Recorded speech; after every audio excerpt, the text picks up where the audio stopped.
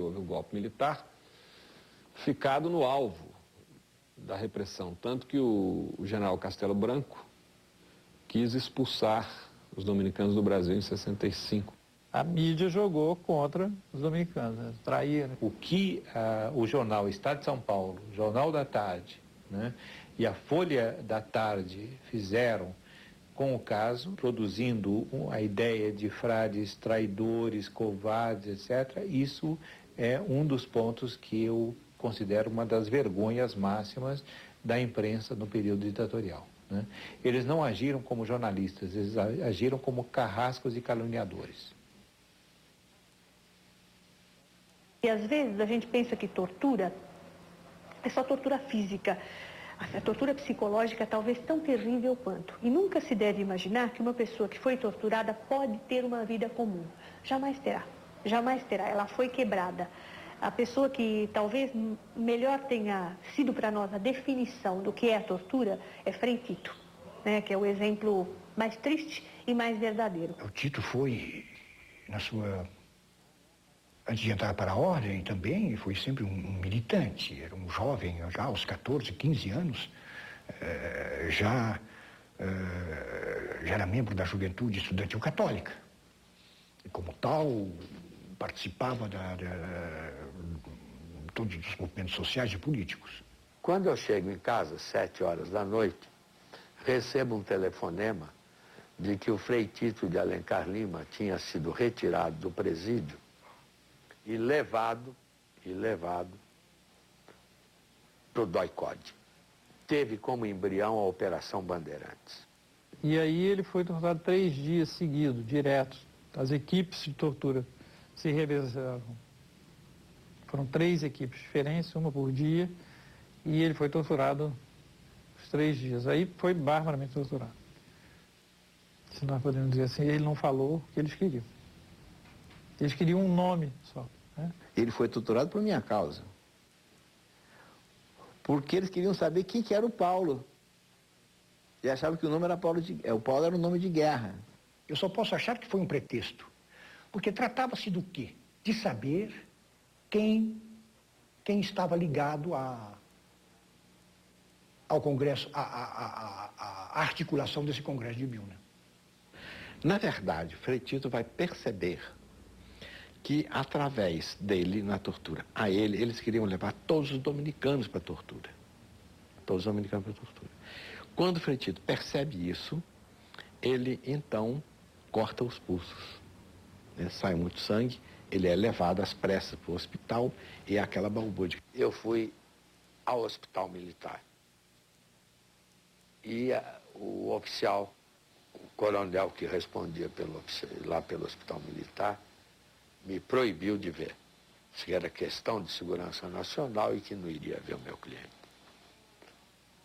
Paralelamente a isto, ele autorizou o Dom Lucas Moreira Neves, que se fazia acompanhar do provincial, né, e do oficial de justiça, ele autorizou que visse o Tito. Eles veem todas as marcas de tortura de Frei Tito. Todas. Frei Tito estava inchado, enorme, né?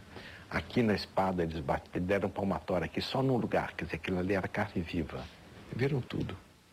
Mais tarde, quando o processo foi para a auditoria militar,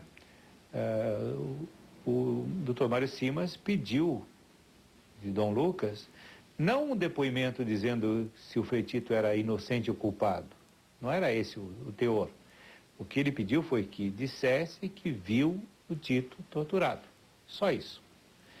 E Dom Lucas se recusou, dizendo que isso poderia prejudicar a sua atividade pastoral. Quando ele volta, ele ainda estava todo chagado. Ele está na cama, sem poder se mexer ainda. Então a gente celebra a missa.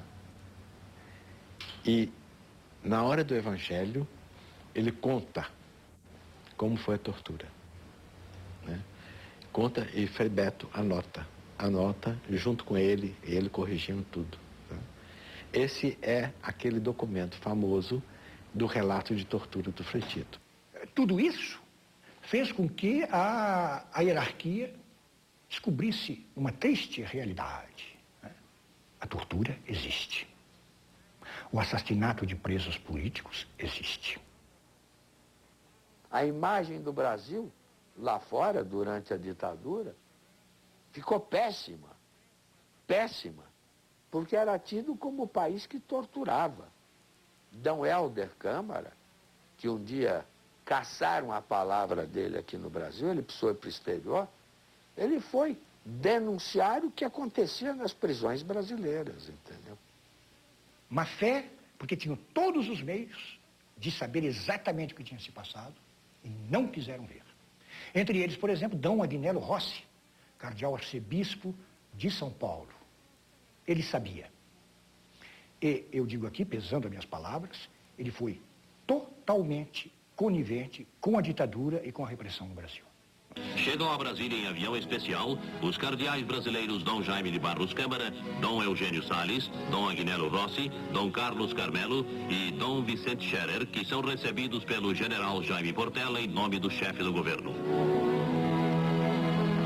O encontro do presidente com os príncipes da igreja tem lugar na biblioteca do Palácio da Alvorada, ocasião em que o Marechal Costa e Silva troca impressões com os representantes do Sacro Colégio Cardinalício sobre problemas de Estado. O que nos consolou, e a mim particularmente, eram as visitas de Dom Paulo, né? Dom Paulo nunca foi um demagogo, ele não dizia coisas doces, ele não consolava no sentido tradicional do termo, ele estava ali. Ele nos ouvia e ele tomava atitudes públicas. E o julgamento só saiu porque nós tivemos que meter muito empenho para esse julgamento sair.